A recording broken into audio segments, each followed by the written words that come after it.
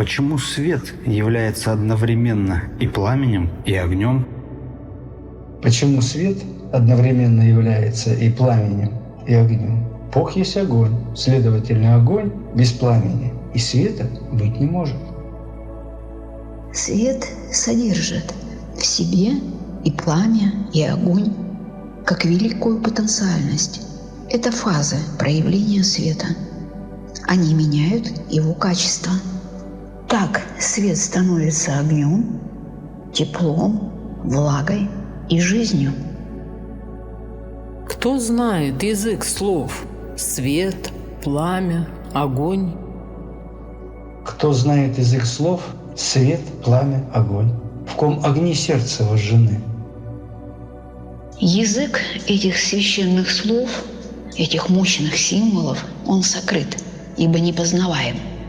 Но тот, кто познал свою внутреннюю природу, тот открыл символы, и тот знает язык сокрытый, непроизнесенный. Электричество, как и все его потомство, сокровенны. А в чем их ценность?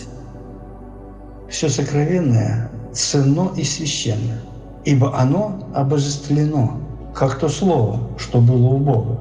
И это слово было Бог, есть план, тайна, которую может пробудить в себе человек, устремленный к абсолютной истине. Ценность электричества и его потомства в движении внутреннем, так как перед тем, как движение стало внешним или формой движения, произошли внутренние сокрытые процессы. Сокровенность и ценность электричества в его сущности, а это есть единая жизнь. О каких элементах идет речь, как о недостающих звеньях химии? Недостающие элементы химии – это элементы огня духовного начала. Недостающие звенья в химии – это элементы, которые выше действительных. Они есть их причина и их духовная сущность. И они существуют независимо от всех других вещей, от песчинки до Бога. В каком сознании идет постоянный процесс сочетания и разложения элементов?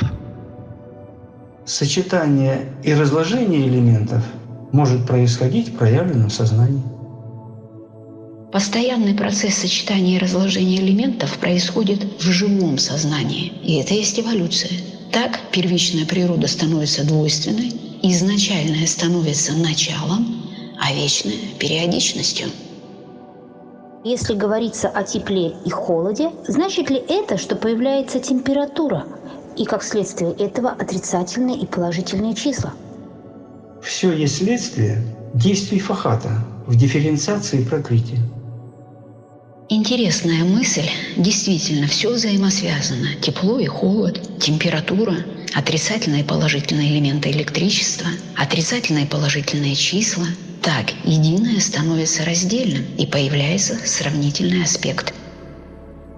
Если есть никогда не проявляемые планы, то как проявляется материя? Материя проявляется зеркальным отражением, и это отражение эманирует феноменальный аспект Вселенной. Материя проявляется через свою сущность. Сущность материи есть дух, ибо дух может проявиться только в материи. Вне материи духа не существует, а материя проявляется трепетом. Это и есть первый импульс Фахата. Что такое корреляты электричества и как они проявляются? Корреляты электричества – это ток разного напряжения и разной вибрации единого атома.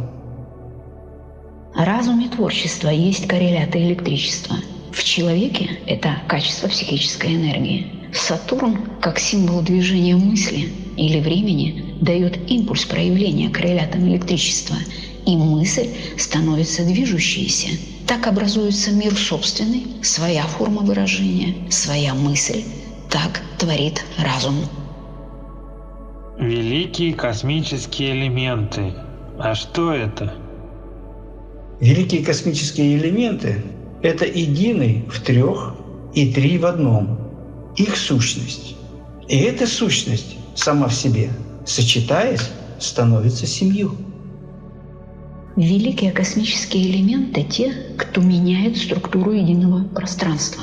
Это действие великой правды, и это великая мера, которая являет понимание мира Духа, бесконечного изменения или движения единого атома, который вначале становится первичным. Каким способом посредством астрального огня производятся величайшие феномены?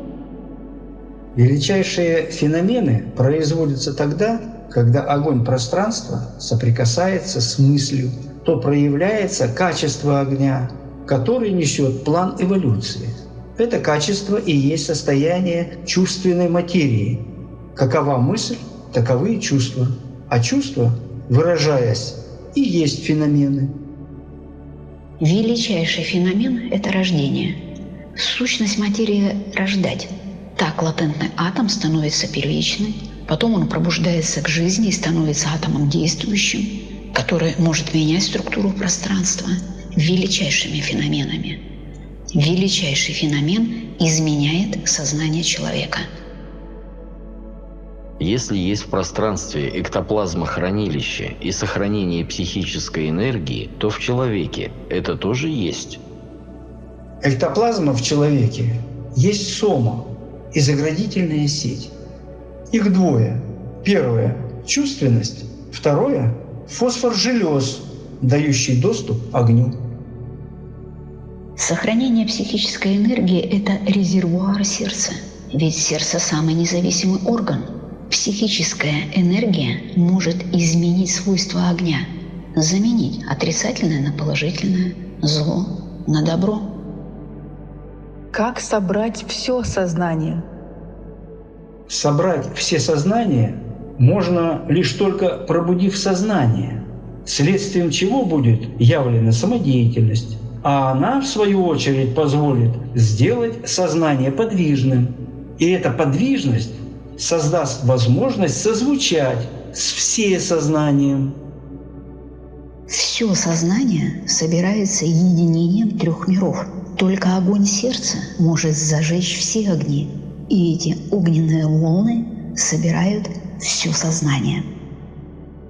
Что это за вихрь, перед которым должно устоять сознание? Вихрь, перед которым должно устоять сознание, должен созвучать с вихрем Фахата.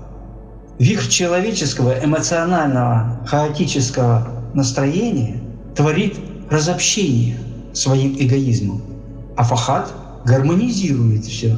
А сознание единства позволит утвердить творческую мощь.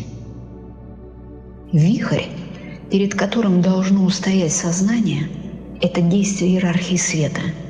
И действие это – любовь. И это есть щит человечества.